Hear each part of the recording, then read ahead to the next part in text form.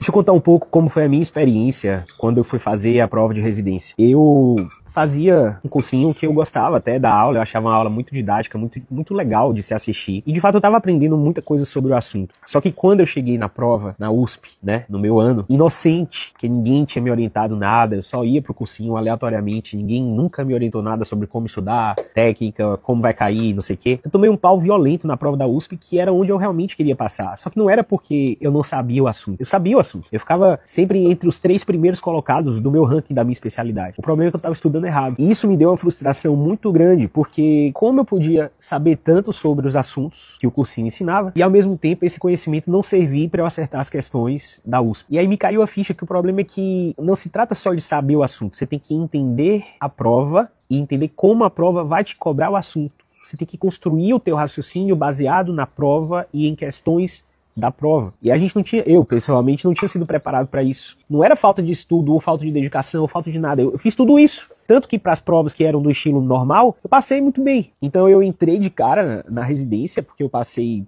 em várias outras, mas aquele perfil de prova específico que eu queria passar, eu não estava sendo preparado e acabei não entrando.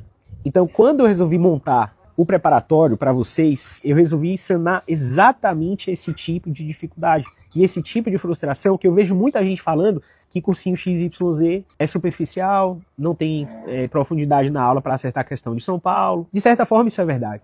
Só que de outra forma também, pensa como é complexo você fazer aulas para o Brasil todo, sendo que uma prova é bem mais simples em termos do que vai ser cobrado e outras provas são extremamente profundas em termos de raciocínio. Então concorda que é um desafio você fazer uma aula só que atenda todo o Brasil? Então os cursinhos geralmente escolhem dar as aulas, entre aspas, de forma mais superficial. Só que eu não vou fazer isso. O que a gente vai fazer no VerMed? A gente vai ter a aula nível 1, que é uma aula completa, tá? Mas as provinhas de São Paulo, elas são mais raçudas. Especialmente as que vocês sabem que eu tô falando. Para essas provas, a gente vai ter a aula nível 2 dentro da plataforma. Essa aula nível 2 é uma aula direcionada para as provas de lá, onde você vai entender exatamente o raciocínio da questão de lá. Qual a armadilha da questão de lá, as pegadinhas, as controvérsias da questão de lá. O que eu tô querendo te dizer é que se você não quer fazer uma dessas provas super difíceis, você vai assistir a nossa aula nível 1 e acabou. Tem tudo que você precisa lá. A gente vai ter uma aula nível 3, que é uma aula onde não vai ter aula. É uma aula onde eu vou só te falar como as provas costumam cobrar o assunto. Só te falar aquele tipo de assunto, como tem caído